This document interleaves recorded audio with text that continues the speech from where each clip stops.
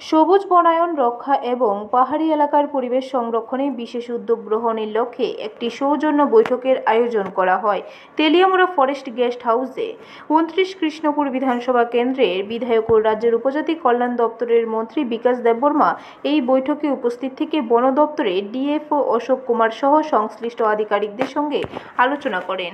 বৈঠকে মন্ত্রী বিকাশ দেববর্মা 18 মুড়া ও বড়মুড়া পাহাড়ে সবুজ শ্যামলী বনভূমিকে রক্ষা করতে বন দপ্তরের আধিকারিকদের প্রতি স্পষ্ট নির্দেশ দেন যাতে বনদস্যু ও বন মাফিয়াদের কার্যকলাপের বিরুদ্ধে কঠোর ও প্রয়োজনীয় পদক্ষেপ গ্রহণ করা হয়।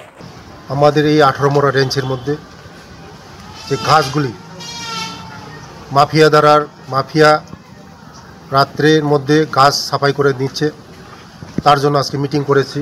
আগামী দিন আমাদের রাজ্যকে গ্রিন রাজ্যে যে আমাদের স্বপ্ন, এটাকে আমরা বজায় রাখব।